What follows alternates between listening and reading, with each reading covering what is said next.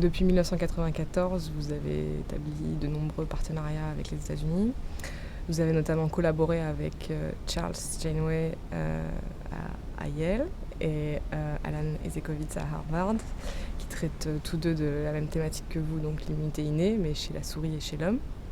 Aujourd'hui, vous êtes co-prix Nobel avec Bruce Butler, américain également, donc dont les travaux parlent du fonctionnement des toll-like récepteurs dans la défense antibactérienne chez l'homme.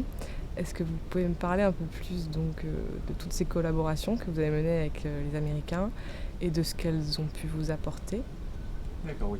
Alors, en 2 mots, laissez-moi simplement préciser que le travail, quand vous parlez de mon travail, c'est le travail d'un grand laboratoire. On était sur les années qui couvrent ces différents résultats. On était près de 250 en tout, avec des gens qui venaient, des gens qui partaient. Et je veux rendre ce que je fais toujours, rendre un grand hommage à mes collaborateurs qui ont beaucoup investi là-dedans. Bon, j'étais directeur de laboratoire, c'est moi qui ai pris les contacts avec les Américains.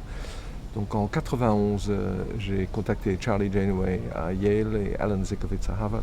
Je suis allé faire des séminaires là-bas. Et puis on a décidé de faire un programme commun pour comprendre l'induction, la reconnaissance de l'agression microbienne chez la souris et chez la drosophile. Et ce programme a été soutenu, c'est intéressant de le souligner, a été soutenu par le grand programme international Frontières humaines, Human Frontiers in Science, dont le secrétariat général se trouve à Strasbourg.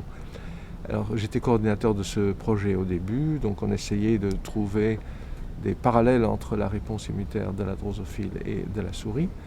Et donc à partir de quand ce contrat Frontières humaines s'est terminé, on a eu un contrat NIH, National Institute of Health, et qui a commencé donc en 98 et qu'on a eu pendant 10 ans, et maintenant on est en période de renouvellement. Mais entre-temps, Charlie Janeway est décédé et la collaboration de notre laboratoire se porte essentiellement sur les réactions antivirales ici avec Bruce Butler et Shizuo Akira à Osaka. Ces collaborations étaient vraiment déterminantes pour nous parce que, donc vous voyez, la drosophile est un très bon modèle d'étude, mais enfin la santé de la drosophile, tout le monde est indifférent.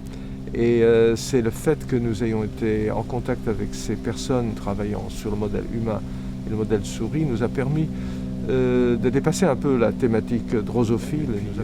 Ils étaient extrêmement intéressés par les travaux qu'on faisait et nous par ceux qu'ils faisaient eux. Et donc il y a eu une très bonne collaboration. Et donc, comme j'ai dit, sur le nombre des années, il y a eu un soutien financier très important du NIH. C'est-à-dire le gouvernement américain a mis beaucoup d'argent dans nos travaux à Strasbourg.